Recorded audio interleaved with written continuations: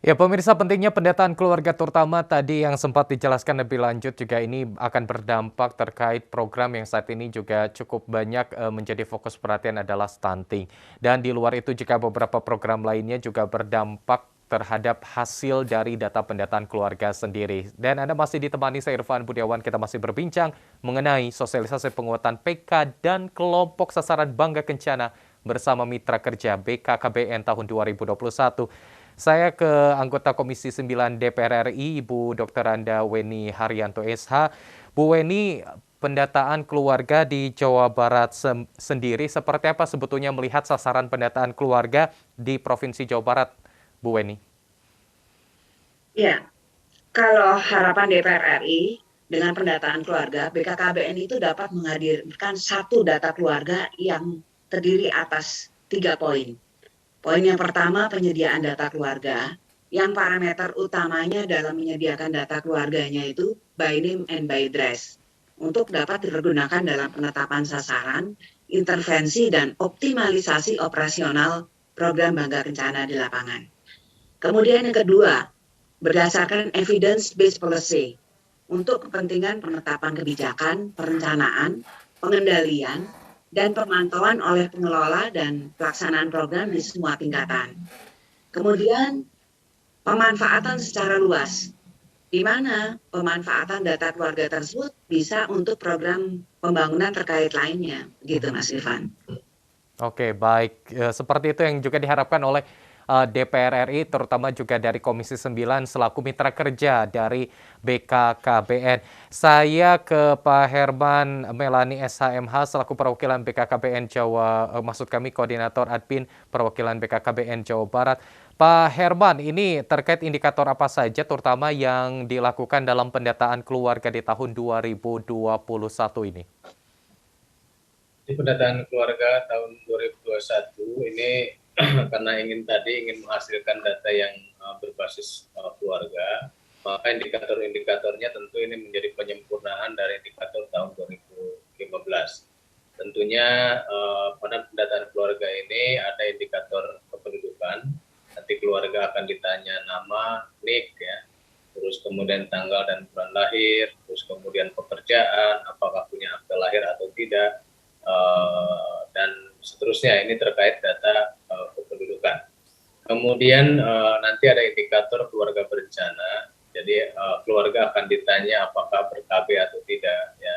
Ketika ber-KB pakai KB apa, dilayaninya di mana, dan apakah mengetahui alat kontrasepsi atau tidak. Terus kalau misalnya tidak ber-KB, kenapa tidak ber-KB? Nah ini di indikator keluarga berencana ini akan ditanya seperti itu. Di antaranya nanti banyak sebenarnya pertanyaan-pertanyaan lain. Kemudian di indikator pembangunan keluarga juga akan ditanya terkait dengan bagaimana ketahanan keluarga di tingkat keluarga ya.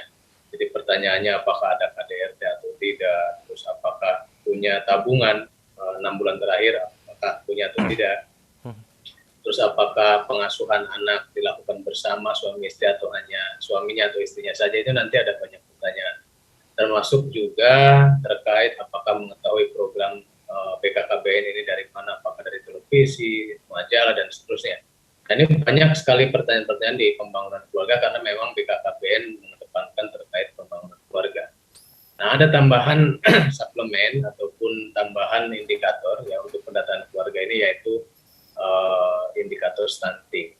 Jadi pendataan ini tapi hanya berlaku untuk yang ibu hamil dan yang punya balita. Jadi yang tidak dalam kategori ibu hamil atau punya balita, untuk indikator stunting ini tidak akan ditanyakan. Gitu Baik, kan. Pak Herman, lebih lanjut sejauh mana jumlah penduduk yang dilakukan pendataan keluarga ini dan bagaimana terkait profil dari SDM pendata sendiri, Pak Herman? Jadi pendataan keluarga untuk Jawa Barat memang karena jumlahnya paling besar di Indonesia ya, provinsi dengan jumlah penduduk terbesar, tentunya jumlah keluarga yang didata juga cukup banyak, yaitu sekitar 13,2 juta keluarga, dan alhamdulillah sejumlah ini sudah kita bisa lakukan pendataan, tentunya didukung oleh tenaga lini lapangan kita ya, dari mulai manajer pengelola di tingkat kecamatan ada 627 kecamatan ya. kemudian ada 627 manajer data yang tugasnya itu mengkoordinir terkait penginputan data PK di aplikasi PK21. Kemudian juga ada supervisor yang mengawasi atau mengkoordinir tenaga kader pendata kita, jumlahnya ada sekitar 5.957 orang karena memang mengikuti dengan jumlah desa atau kelurahan yang ada di Jawa Barat.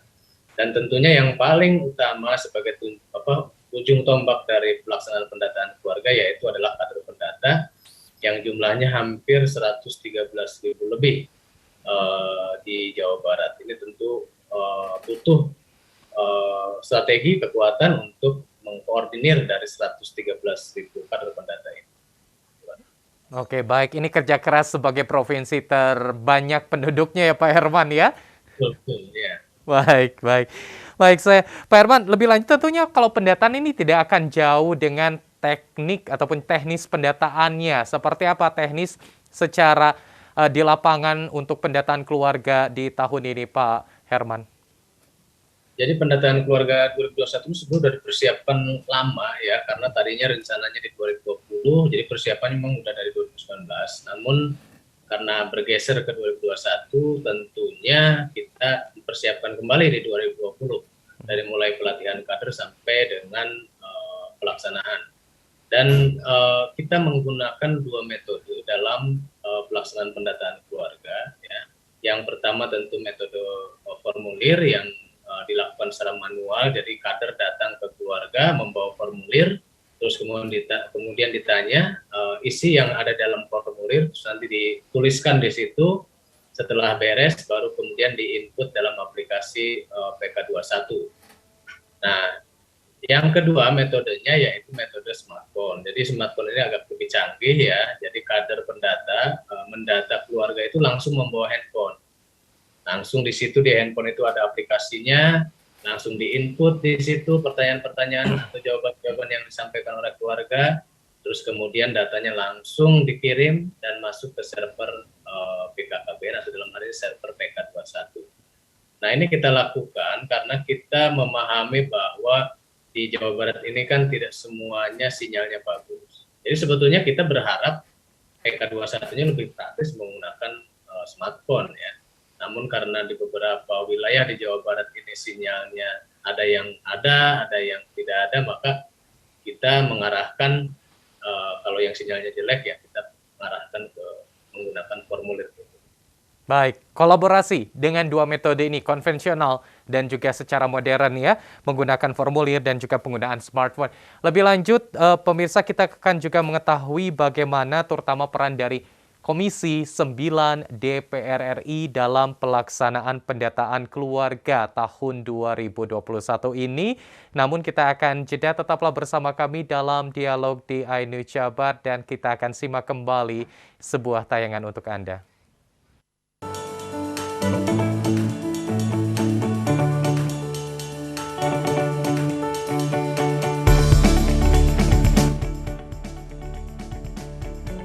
Assalamualaikum warahmatullahi wabarakatuh. Salam sejahtera untuk semuanya.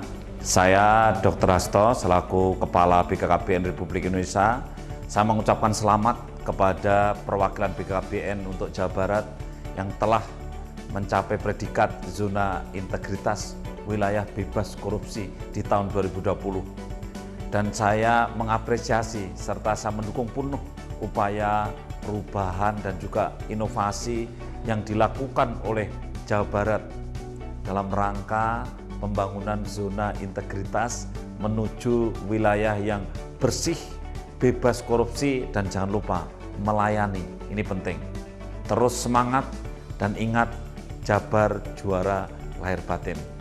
Dan juga jangan lupa hidup berencana itu keren. Terima kasih. Wassalamualaikum warahmatullahi wabarakatuh.